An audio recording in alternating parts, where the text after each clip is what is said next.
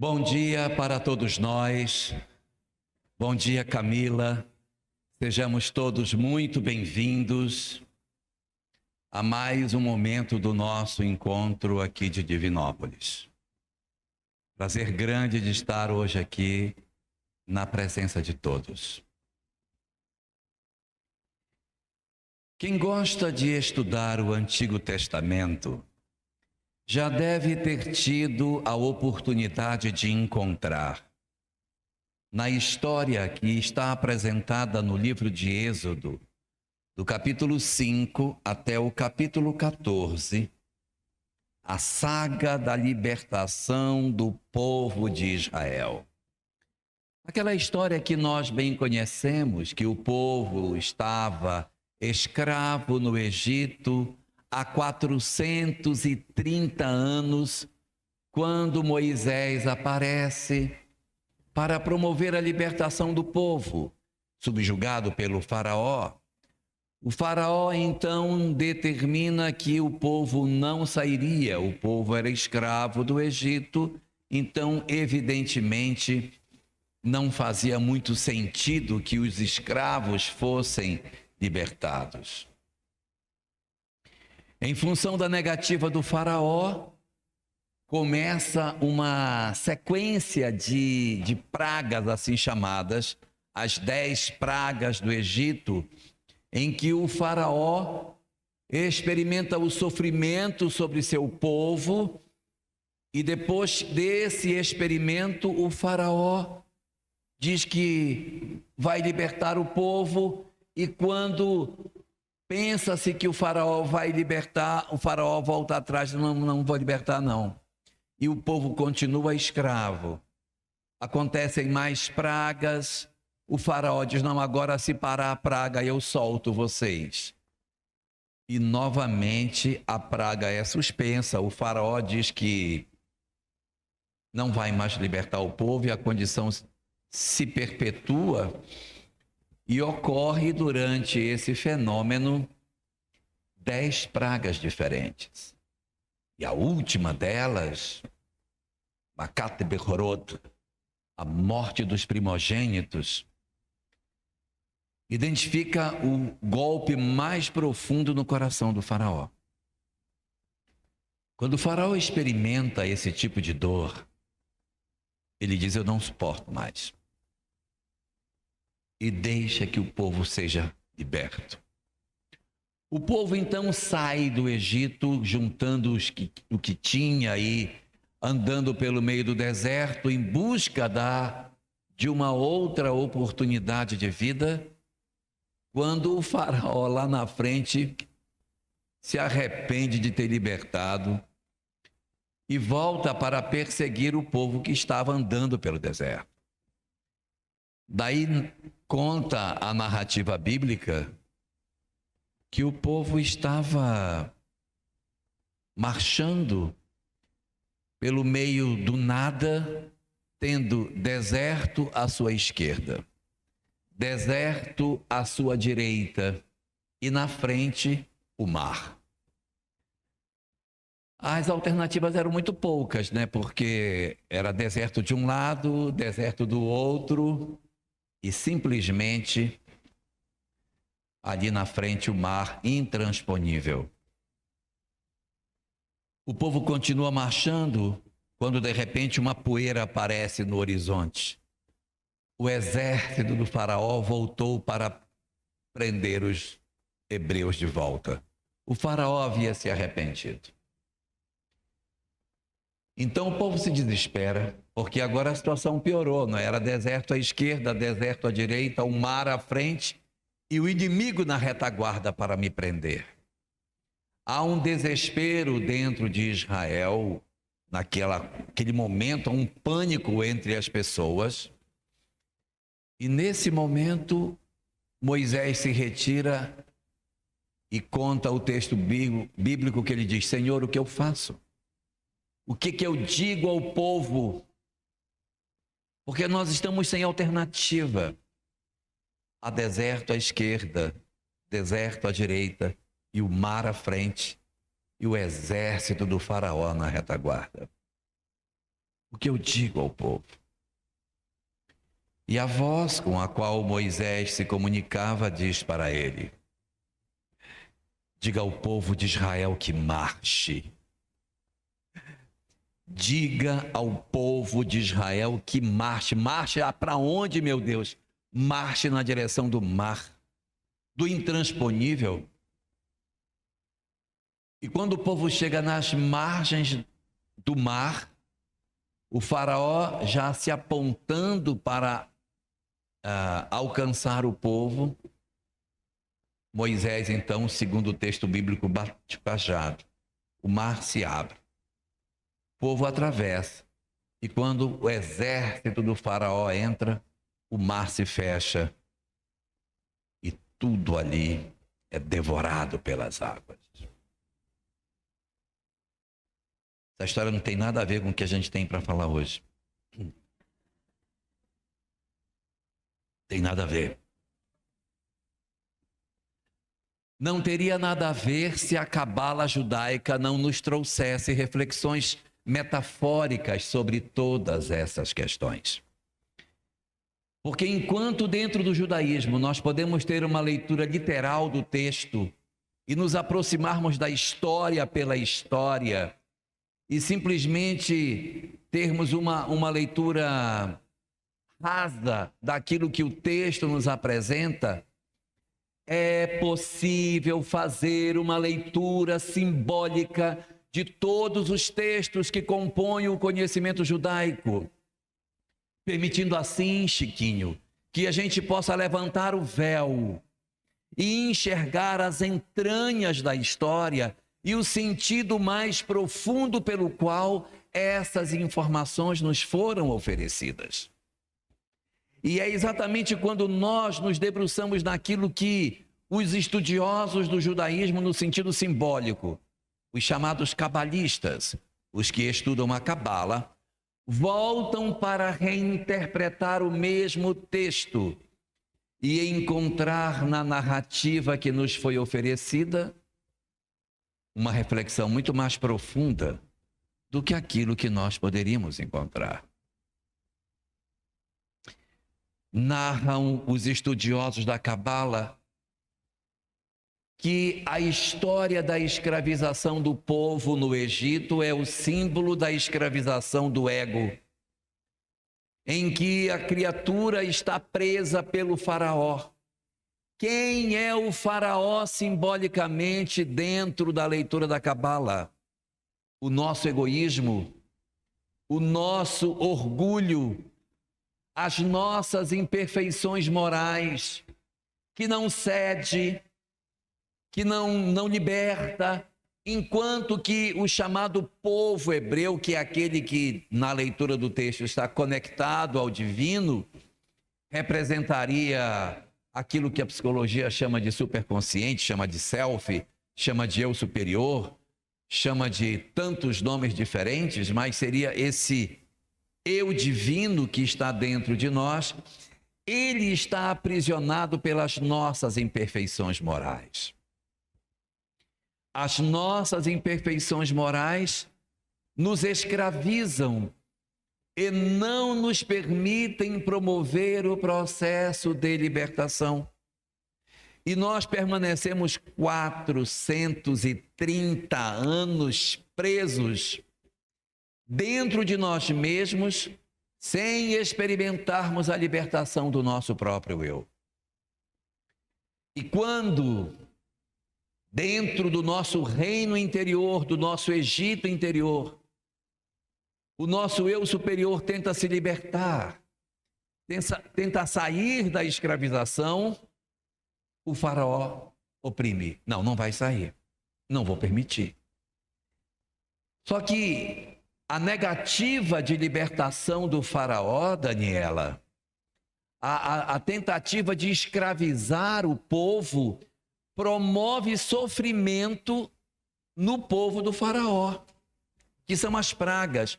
O que são as pragas no sentido simbólico da cabala?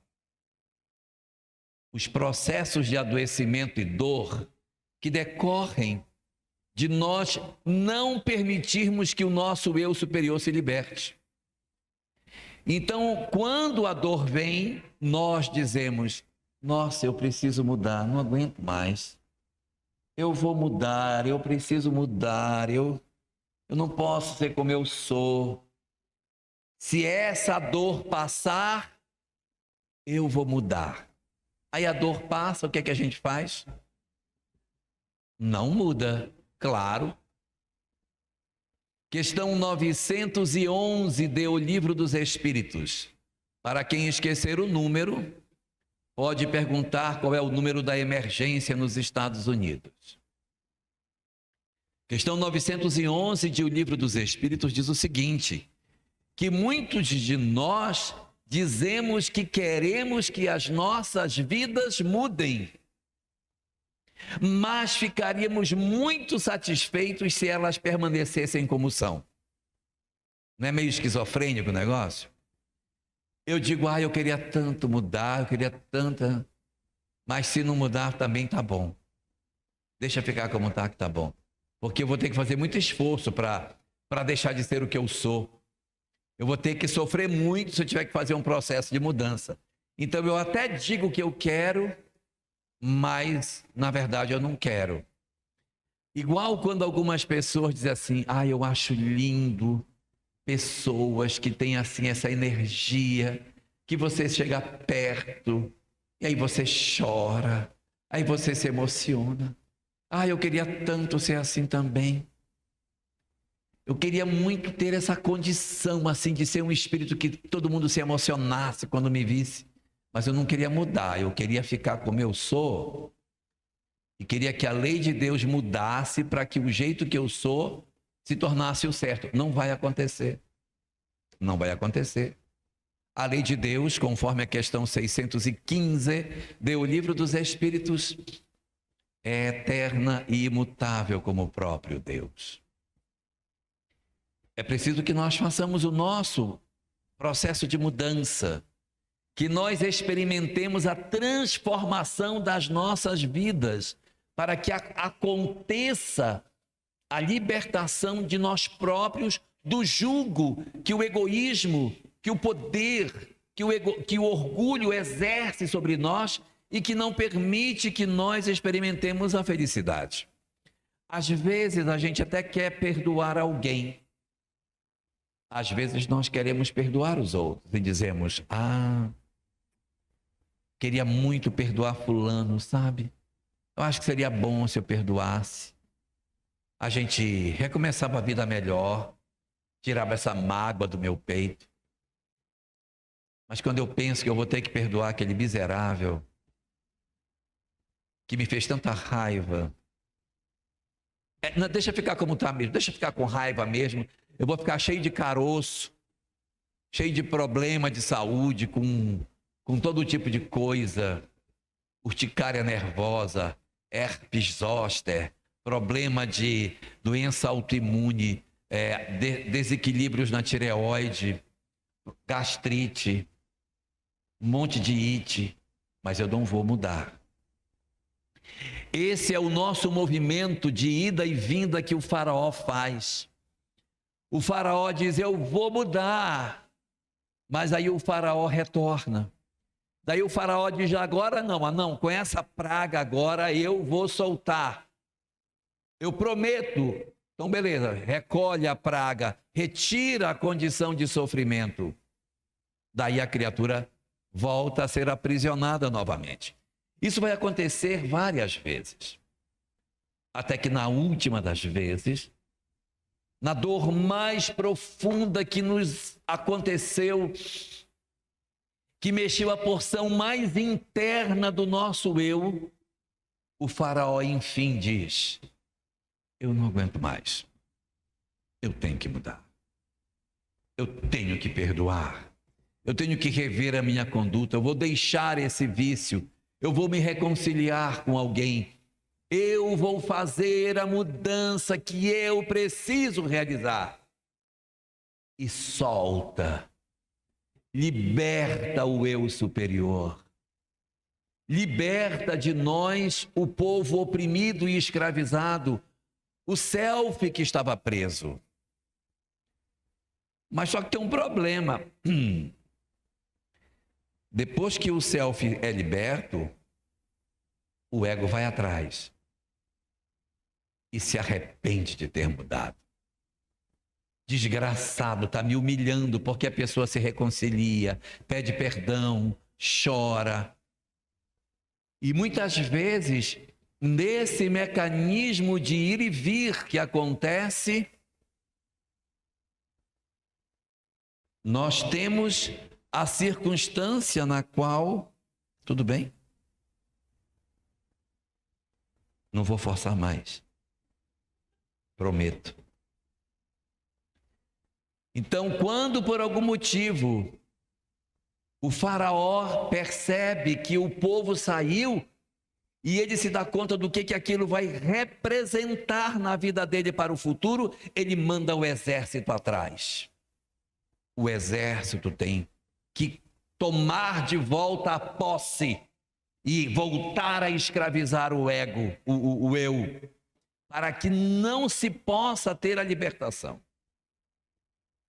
E isso às vezes produz em nós conflitos, que é o momento de convulsão do povo diante das circunstâncias. Porque as circunstâncias, Pedro, são difíceis. É o deserto à esquerda, é o deserto à direita e o impossível à frente. E quando Moisés pergunta o que eu digo ao povo, a resposta que ele obtém é: diga ao povo de Israel que marche. Que nós não tenhamos indecisões diante do nosso momento de transformação. Que acreditemos que somos capazes, sim, de atravessar o deserto e de realizar o impossível, que é a travessia do mar. Quem poderia imaginar que o mar pudesse se abrir? Gente, isso aqui tudo é uma parábola, pelo amor de Deus. Não quero que ninguém ache que eu estou falando de maneira literal, que as águas se abriram e tal. Esqueçam a literalidade. Estamos falando de uma grande parábola. Então, quando o self chega ali naquele lugar, é preciso tirar a coragem para atravessar o mar. Que, entre aspas, o milagre se dê, que você faça a ruptura definitiva com o ego. Eu preciso desse movimento para que eu consiga me libertar. Porque se eu não atravessar o Mar Vermelho, eu serei capturado por ele de novo. Eu volto para o cativeiro. Muitos de nós fazemos este movimento de tentativa de saída, e quando chegamos diante de grandes desafios, nós voltamos. Temos anseios de mudança, vontade de realizar a transformação, mas algo dentro de nós, como que nos impede de dar o passo decisivo de entrar, Mariana, no mar, acreditando que nós vamos chegar do outro lado, sem temor de que as águas nos cubram. Esse é o grande sentido metafórico que nós encontramos na travessia do Mar Vermelho. Na leitura metafórica, cabalística que os estudiosos fazem da libertação do povo do Egito. E tem uma coisa muito curiosa. Eles ficaram 430 anos. Por que não foram 429, né? Por que não foram 431? Porque porque a conta não é uma conta muito redonda. Porque se fosse eu, diria que foi 400, que eu arredondava logo para baixo, ficou 400 anos, tá bom. Mas o texto diz: do dia que o povo de Israel saiu do Egito, contou-se 430 anos de escravidão. Aí, Ellen, o que a gente nota desses números? Não sei se vocês sabem, né, no hebraico não existem numerais. Nós temos letras e temos numerais. No hebraico só tem letras, não tem numerais. As letras fazem o papel de numerais. Lembram dos algarismos romanos? Os romanos também não têm numerais, eles só têm letras.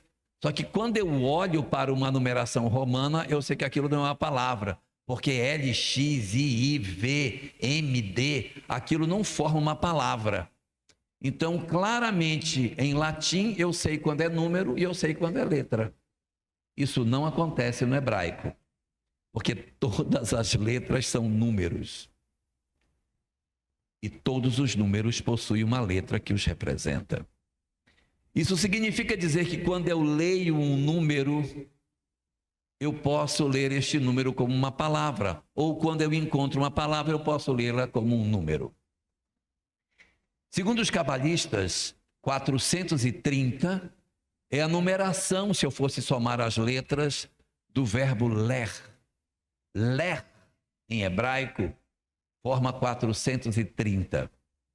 Ler é o verbo que Deus teria dito para Abraão quando ele sai da Caldeia. Ele diz, ler, sai da tua terra, dos teus pais, e vai. Ler. Com uma curiosidade. Quando Deus diz para Abraão, vai da terra dos teus pais para a Caldeia, para a Canaã, sai da Caldeia para a Canaã, ele usa a expressão ler lechá, que significa vai para dentro de ti. Mergulha no teu próprio eu. A Canaã, na verdade, não é uma terra física. É um espaço interior de libertação que existe no íntimo de cada um de nós. Quando Abraão ouve a frase ler lechá, vai para dentro, significa vai para dentro de ti, liberta-te, sai da terra onde tu estás e vai para um mundo interior onde existe a libertação da criatura. E este sentido mais exato nós vamos encontrar no próprio Evangelho de Jesus, quando ele comenta das parábolas do reino, que diz, o reino dos céus está dentro de vós. Ou seja, o mecanismo de libertação, seja a saída de Abraão da Caldeia, seja a libertação do povo do Egito, todos convergem ao mesmo pensamento, a necessidade de que nós consigamos vencer a nossa pequenez, para sairmos da terra viciada, onde o faraó reina, a terra onde reina o ego, e atravessarmos o Mar Vermelho, que é a mudança efetiva, para inaugurarmos uma nova fase nas nossas vidas.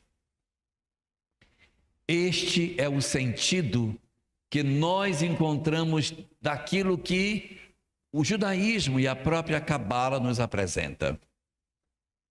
Mas e o Espiritismo, hein? O que ele fala a respeito disso? Qual é o sentido que a doutrina espírita nos oferece sobre essas questões? Nós vamos perceber que na leitura que a doutrina espírita nos confere sobre esse mesmo assunto, há uma similaridade muito grande com esses contextos que a Cabala nos entrega. Porque quando nós visitamos a série psicológica de Joana de Ângeles, que analisa o processo de crescimento e de desenvolvimento das criaturas, Joana de Ângeles vai nos dizer, Ana Mírtia, vai nos dizer que, na verdade, antes de nós chegarmos na fase hominal, nós vivemos uma fase animal, um longo período ancestral de animalidade. E nesse período de ancestralidade, de animalidade que nós vivemos, nós tivemos que desenvolver determinados atributos importantíssimos para a evolução, chamados instinto. Se eu não desenvolver o meu instinto, eu vou morrer. O meu predador vai me comer, eu não vou saber procurar alimento. Eu tenho que desenvolver o meu instinto. Morder, usar a garra, me esconder, fugir para um buraco. Eu tenho que ter uma estratégia de sobrevivência que o período animal me dá. a nossa ancestralidade, nós viemos do ramo dos primatas, a nossa ancestralidade era viver em grupo e se defender com pedra, com pau, com mordida. Se alguém invadisse o nosso território, era assim que a gente reagia. E enquanto estávamos na condição animal, os mentores diziam: que maravilha, hein? Está desenvolvendo muito bem, ó. O instinto está ótimo, está mordendo bem, está sabendo bem se defender. Pegou um pedaço de pau que era mais duro, que ele pegou esse aqui que era meio quebradiço, ele jogou fora, pegou um outro que era de madeira de lei, só para dar na cabeça do seu agressor. Está ótimo ele, hein? Está um espetáculo. Por quê? Porque no período animal, nós somos dominados pelos instintos. E isso é virtude, porque indica evolução dentro da animalidade. Quando nós atravessamos a fronteira da animalidade para a chamada hominialidade, ou seja, alcançamos o gênero humano, quando nós chegamos nesse estágio evolutivo, é hora de nós aprendermos coisas que a gente ainda não sabia, ou seja, o instinto que nos ajudou até aqui, agora ele pode ser um embaraço para nós. Não que a gente vá abandonar o instinto, nós vamos cobrir o instinto com uma nova camada, que é a camada da razão. Quando eu era animal, que tinha um pedaço de carne, eu pegava aquele pedaço de carne, corria, me escondia numa árvore e ia comer sozinho, porque eu tinha que sobreviver. Muito bem, parabéns, animal, sobe na árvore e come sozinho. Quando eu me torno homem, eu trago essa experiência de comer escondido, de puxar só para mim. Isso faz parte da nossa herança, mas eu vou descobrir que isto não me fará mais feliz, que eu preciso desenvolver outros conhecimentos que o instinto não me dava. Então, até aqui, o instinto regeu as nossas personalidades. Desse passo para frente, nós temos que dominar a nossa personalidade através da razão. O instinto está lá, mas eu preciso agora uma nova camada para vencer esses processos. Quando a gente lança um foguete, não sei se vocês já viram, o foguete tem vários estágios. Tem um estágio, outro estágio. Esses estágios iniciais só tem combustível para tirar a gente da atmosfera. Quando chega lá em cima que o combustível acaba, ele não nos interessa mais. Ele já fez o papel que tinha que fazer. E é assim que o instinto vai se desenvolvendo. A gente vai até um ponto, ele não nos ajuda. Depois que você já venceu aquilo, ele não é mais quem nos governa. Quem nos governa é a razão. E todas as vezes que no período hominal, como os homens que somos, nós voltamos a nos comportar como animais, Joana de Ângeles diz que isso é um comportamento atávico. O que é um atavismo, Dona Ellen Menezes? Um atavismo é, na verdade, um comportamento viciado que eu tenho lá atrás e que eu estou vivendo ele como ser humano, que já não é mais necessário. Nós temos que vencer essa etapa. Então nós vivemos um período em que a gente está tentando vencer o instinto e encontrar uma nova verdade, mas há um período de muita confusão aqui, porque ora o instinto comanda, ora a razão comanda, e há um período de conflito em que as nossas emoções ficam muito perturbadas. Por quê? Porque eu tenho arroubos de virtude, mas o instinto me puxa para trás. Então, da saída do instinto até nós chegarmos num estágio mais avançado, nós passamos por um período de muito conflito emocional. Até que a gente supere esses conflitos. Durante esse período de grandes conflitos, os nossos atavismos precisam ser vencidos. Nós temos que vencer os atavismos. E como é que a gente vence atavismo? Eu não quero desestimular ninguém com o que eu vou dizer, mas como que a gente vence atavismo? Da mesma forma que a gente construiu os instintos. Como foi que nós construímos os instintos? Pela repetição. repetiu até aprender. Agora precisa se libertar do instinto. Como vou libertar? Repetindo até aprender. Então a repetição vai promover a libertação progressiva do espírito desse mecanismo de aprisionamento. É como se fosse aquela hora em que o self, preso pelo faraó, começa a fazer o seu processo de libertação. Então o faraó diz que vai libertar, mas prende de volta. É esse período de conflito, até que a gente atravesse o Mar Vermelho. No livro Evangelho segundo o Espiritismo, há uma mensagem intitulada A Lei do Amor, assinada por Lázaro. Nessa mensagem sobre a lei do amor, Lázaro diz: no início, nós tínhamos apenas instintos. Depois, mais avançados, temos emoções. E depois, sentimentos. Somos instinto no mundo primitivo. Somos emoções no mundo de provas e expiações. E somos sentimentos no mundo de regeneração. Importante observar que a saída desse estado perturbador e aprisionador que nós vivemos vai ser vencido pela experiência. Eu irei experimentar quantas vezes forem necessárias, Silvinho. Quantas vezes, se for preciso 10, se for preciso 1000. Quem dá o ritmo do processo de libertação das almas somos nós mesmos. Então, todos nós temos um encontro marcado com a felicidade, isto é fato. Todos nós atravessaremos o nosso Mar Vermelho. Todos nós conseguiremos ter aquela coragem de entrar no mar. E quando o Senhor disser, diga ao povo de Israel que marche, eu marcho, mesmo não tendo a perspectiva do que vai acontecer no amanhã, mas a confiança diante daquilo que me aguarda. Então, este processo de libertação, ele vai acontecer para cada um de nós. Não ao mesmo tempo, porque cada um de nós é um mundo individual onde o faraó reina. Cada um de nós tem dentro de si o seu eu aprisionado pelo ego.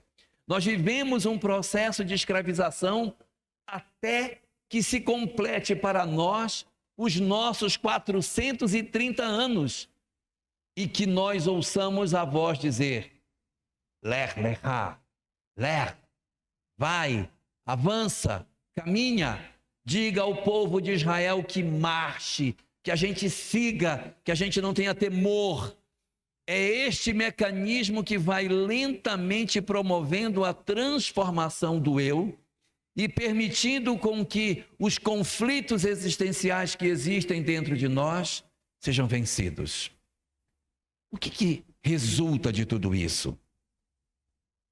Resulta que da reflexão desses pensamentos, nós temos que aprender a respeitar as nossas próprias dificuldades de caminhar. Eu não posso entrar num processo neurótico de dizer, eu tenho que sair desta vida perfeito. Observemos que no Evangelho segundo o Espiritismo, capítulo 17, quando Allan Kardec se refere às características dos espíritas, ele diz, aquele que se esforça. Não diz aquele que tem, mas é quem está se esforçando. É quem está lutando, quem não desistiu de si mesmo, quem não se condenou à escravização e está jogado dizendo, eu sou escravo mesmo e eu vou ficar como escravo. Eu preciso encontrar o mecanismo de libertação da minha escravidão. Se eu sou conformado com as minhas imperfeições e digo, consigo não, não vou nunca conseguir isso não, tá. Fico assim mesmo. Então eu vivo na escravidão, eu vivo subjugado, eu vivo oprimido, mas eu não me movimento para me libertar. A Cabala diz uma coisa muito interessante sobre a escravidão. Ela diz que o escravo não é senhor de si mesmo, porque o escravo não se governa. Ele diz, eu fui ali porque o meu senhor me mandou. Eu voltei de lá porque o meu Senhor me disse para voltar. Mas ele mesmo não tem vontade. Na tradução que a Cabala faz, é como se nós disséssemos: eu fiz isso porque a minha mãe fez, porque meu marido fez, porque meu filho... Tem gente que culpa até a sogra pelas coisas que acontecem na vida dele. Imagina. Então você tem sempre uma tentativa, quando é escravo, de responsabilizar o outro. O escravo nunca é responsável pelo que lhe acontece. Se eu quero saber se eu já estou livre ou ainda estou aprisionado, analise como que você analisa as suas próprias dores. Enquanto você transfere para outrem a responsabilidade por aquilo que lhe acontece, Fabiano, enquanto você está transferindo para os outros a responsabilidade do que acontece com você, você é escravo. Você ainda não se libertou, você ainda não promoveu a sua libertação espiritual. Somente quando eu descubro, eu sou o responsável pela minha vida. Somente quando eu, analisando a minha própria história, digo: o que acontece comigo é porque eu permito que assim seja. Sou eu que determino na minha história esta leitura para a minha própria condição espiritual. Então, nós vamos ter as experiências que a gente precise. Precisamos ter paciência conosco e, ao mesmo tempo, desejo de mudança. São dois mecanismos: o mecanismo que nos impulsiona a nunca desistir de nós, e o mecanismo de dizer: eu estou fazendo o que eu posso, então eu aceito as imperfeições que eu tenho, eu reconheço as fragilidades que eu possuo, eu não posso tentar mascarar e me libertar sem verdadeiramente não ter sido conseguido, porque eu posso mentir para mim mesmo. Então o povo de Israel luta dentro da história para tentar a libertação até que o faraó liberte. É a aceitação da nossa pequenez diante dos desafios que a vida tem. A vida vai nos convocar a isso. E uma das coisas mais bonitas que a gente tem dentro da perspectiva que a doutrina espírita nos oferece é entendermos que, ao mesmo tempo que temos o encontro marcado com a felicidade, nós temos que aprender a reconhecer quem nós somos. No momento que eu estou, eu ainda não dou conta disso, mas eu já dou conta daquilo. Eu estou o tempo todo tentando me libertar do faraó. Eu estou sempre lutando para a minha libertação. Eu não desisto de me libertar, mas eu não fujo se o faraó não for vencido. Então é preciso que a gente faça esta aceitação da nossa pequenez para que o período do instinto seja vencido. Período do atavismo, aonde nós temos os nossos conflitos, seja vencido. As nossas emoções sejam vencidas e nós inauguremos em nós o período seguinte, que é o período dos sentimentos. A doutrina espírita nos fala que o período que se seguirá ao período das emoções desencontradas é o período dos sentimentos superiores, que se assemelha muito com as características de um mundo de regeneração. O mundo de regeneração, que a doutrina espírita nos aponta, ainda não é um mundo superior. Mas ele é fantástico, porque no mundo de regeneração é onde nós iremos nos regenerar. Ele não é mundo de regenerados, ele é mundo de regeneração. Lá que eu me regenero, é lá que eu faço o encontro com o meu eu profundo. É lá que eu consigo entender o sentido mais exato das coisas. É quando eu vou descobrir o propósito e iniciar verdadeiramente a minha marcha na direção da felicidade. O mundo de regeneração da doutrina espírita, ele faz um paralelo com o final do Apocalipse, em que haverá uma terra nova, um mundo novo, um ambiente novo para todos nós. E conta a literatura cristã que nesse mundo novo do final do Apocalipse, Jesus vai voltar, né? Vai ter a segunda vinda do Cristo. E o Espiritismo nos fala que a segunda vinda do Cristo não é em pessoa. A segunda vinda do Cristo é no coração dos homens. A segunda vinda do Cristo é a volta da sua ideologia para habitar conosco. Isto significa dizer que o período da regeneração é o período no qual nós teremos uma presença mais próxima com o Cristo. O Cristo habitará, não digo no mundo em si, mas em nós. É o nosso encontro com o nosso Cristo interior, com as virtudes excepcionais que são aguardadas por todos nós, na medida em que nós vencemos a nossa pequenez. Libertarmos-nos, portanto, desse mecanismo, existe uma imensa sabedoria. A sabedoria de dizer que eu não posso desistir de mim mesmo e que lutarei para a minha libertação até que eu assim consiga, sem temor, marchando pelo deserto, sem medo, que eu faça desta forma, mas ao mesmo tempo sem a crença de que eu serei imediatamente perfeito, porque para a tentativa da libertação, 10 pragas aconteceram, 10 etapas até que a maturação chegasse. Não queiramos, portanto, nos neurotizar, querendo ser perfeitos desde agora, mas aprendamos a fazer as pazes com o nosso lado sombra e lutar sem temor. E quando chegar o nosso momento de conflito, as nossas horas que a gente achar que não terá condição de vencer, ouçamos o nosso Cristo interior dizendo para nós: diga ao povo de Israel que marche. Marchemos sem temor e com a certeza de um amanhã venturoso para todos nós. Muito obrigado.